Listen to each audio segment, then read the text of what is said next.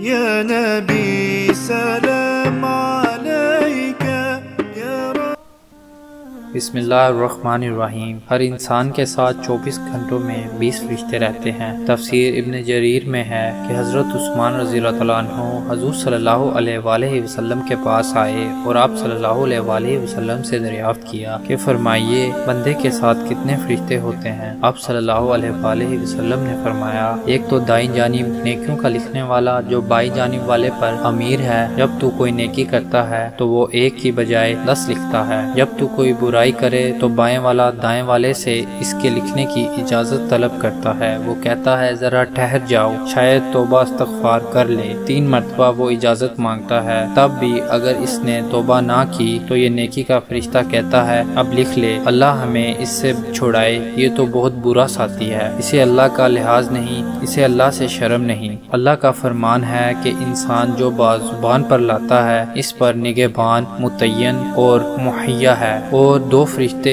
تیرے آگے پیچھے ہیں۔ اللہ تعالیٰ کا فرمان ہے ہر شخص کی حفاظت کے لیے کچھ فرشتے مقرر ہیں جن کی بدلی ہوتی رہتی ہے، کچھ اس کے آگے کچھ اس کے پیچھے، کہ وہ بحکم خداوندی اس کی حفاظت کرتے ہیں۔ بیان القرآن۔ اور ایک فرشتہ تیرے ماتھے کے بال تھامے ہوئے ہے، جب تو اللہ کے لیے تواضع اور فروتنی کرتا ہے وہ تجھے بلند درجہ کر دیتا ہے، اور جب تو اس کے سامنے سرکشی اور تکبر کرتا ہے وہ تجھے پست اور عاجز کر دیتا ہے۔ اور 2 فرشتے تیرے ہونٹوں پر ہیں، جو درود تو مجھ پر پڑتا ہے وہ اس کی حفاظت کرتے ہیں۔ ایک فرشتہ تیرے منہ پر کھڑا ہے کہ کوئی سانپ وغیرہ جیسی چیز تیرے حلق میں نہ چلی جائے۔ 2 فرشتے تیری آنکھوں پر ہیں، یہ 10 فرشتے ہی بنی آدم کے ساتھ ہیں، پھر دن کے الگ اور رات کے الگ، یوں ہر شخص کے ساتھ 20 فرشتے من جانب اللہ موکل ہیں۔ تفسیر ابن کثیر جلد نمبر 3 صفحہ نمبر 32۔ ثواب کی نیت سے اس ویڈیو کو زیادہ سے زیادہ شیئر کریں، ہمارے چینل دا میسنجر آف اللہ کو سبسکرائب کریں،